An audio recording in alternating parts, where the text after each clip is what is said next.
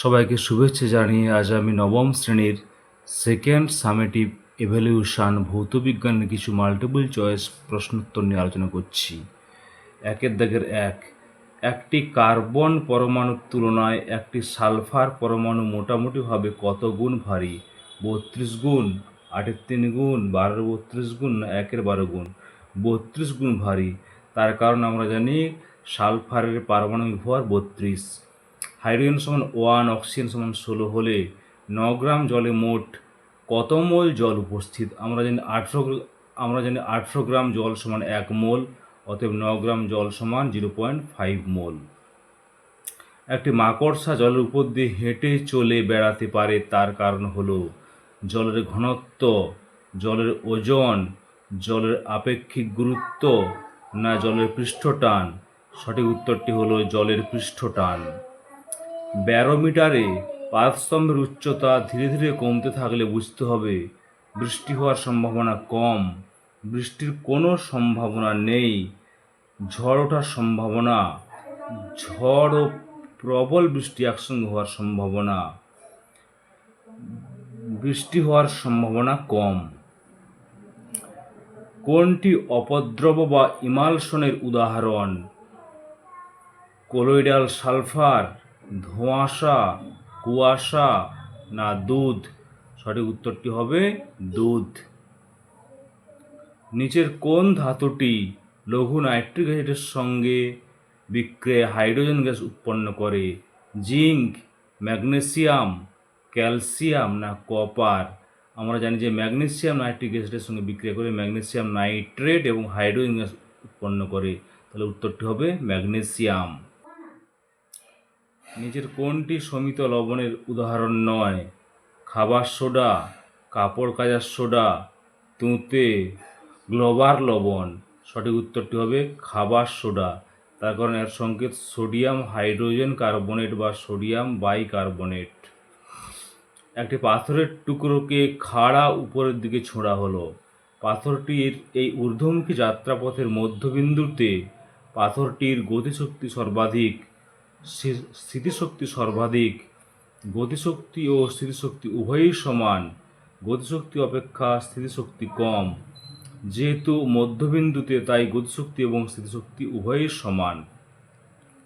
এরপর আমরা দেখে নেব বাম স্তম্ভের সঙ্গে ডান স্তম্ভ মিলাতে হবে। 0.5 মোল গ্যাস ডান স্তম্ভে আছে 0.5 মোল পার লিটার ক্ষারকীয় লবণ, এসটিপিতে 11.2 লিটার। এসটিপিতে 11.2 লিটারের সমতুল্য হচ্ছে 0.5 মোল গ্যাস। 1000 ml দ্রবণে 0.5 মোল দ্রাব এর সঙ্গে সামঞ্জস্যপূর্ণ কি আছে না এর গাঢ়ত্ব হবে 0.5 মোল পার লিটার।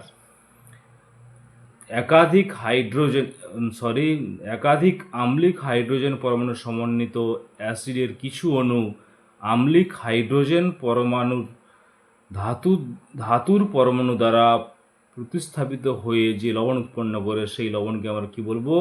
আম্লিক লবণ। তার কারণ যতগুলো হাইড্রোজেন পরমাণু থাকে তার মধ্যে আংশিক হাইড্রোজেন পরমাণু প্রতিস্থাপিত হয়ে যে লবণ উৎপন্ন হয় তাকে আমরা বলবো আম্লিক লবণ। 12 গ্রাম কার্বনে n সংখ্যক পরমাণু থাকলে 12 গ্রাম ম্যাগনেসিয়ামে পরমাণুর সংখ্যা হবে n/2, n, 2n, 1.5n। আমরা জানি ম্যাগনেসিয়ামের পারমাণবিক ভর 24, তাই 12 গ্রাম ম্যাগনেসিয়ামে পরমাণুর সংখ্যা হবে n/2, অর্ধেক হয়ে যাবে। এসটিপিতে একটি গ্যাসের 44.8 লিটার আয়তনের ভর 56 গ্রাম। আমরা জানি 22.4 লিটারের যা ভর হবে সেইটা তার হচ্ছে আণবিক ভর। তাহলে 22.4 লিটারের ভর হবে 56 অর্ধেক 28 গ্রাম। তাহলে গ্যাসটির সংকেত কী হবে? Nitrogen, N2। তার কারণ আমরা জানি নাইট্রোজেন N2-র আণবিক ভর হচ্ছে 28। একটি দ্রবণে মিথাইল অরেঞ্জ যোগ করলে দ্রবণটি হলুদ বর্ণ ধারণ করে, তাহলে দ্রবণটির পিএইচ হবে 7, 7-এর কম, 7-এর বেশি হবে 7-এর বেশি। তার কারণ ওই দ্রবণটি হবে ক্ষারকীয়। অ্যাসিড এবং ক্ষার উভয়ের সঙ্গে বিক্রিয়া করে এমন একটি ধাতু হলো কপার, জিঙ্ক, আয়রন না ম্যাগনেসিয়াম? সঠিক উত্তরটি হবে জিঙ্ক। জিঙ্ক এবং অ্যালুমিনিয়াম এই দুটি ধাতু অ্যাসিড এবং ক্ষারের সঙ্গে বিক্রিয়া করে হাইড্রোজেন গ্যাস উৎপন্ন করে। বার্নৌলির উপপাদ্য যে নীতির উপর প্রতিষ্ঠিত তা হল শক্তির সংরক্ষণ, ভরের সংরক্ষণ, ভরবেগের সংরক্ষণ। সঠিক উত্তরটি হবে শক্তির সংরক্ষণ। ক্ষুদ্র বৃষ্টির ফোঁটা গোলাকার হওয়ার কারণ কি? পৃষ্ঠটান, সান্দ্রতা, স্থিতিস্থাপকতা না প্লবতা? সঠিক উত্তরটি হবে পৃষ্ঠটান। এটি ভালো করে মনে রাখবে। একটি ইমালশন হলো কুয়াশা, গঁদ,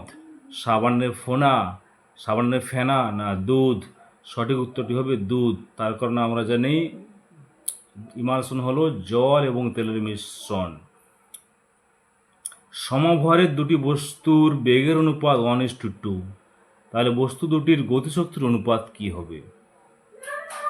যেহেতু ভর একই আছে তাহলে গতিশক্তির অনুপাত কি হবে? আমরা জানি গতিশক্তির সূত্র 12mv², অর্থাৎ বেগের বর্গ হচ্ছে, তাহলে 1-এর বর্গ 1, 2-এর বর্গ 4, তাহলে গতিশক্তির অনুপাত হবে 1:4। আজ এই পর্যন্ত।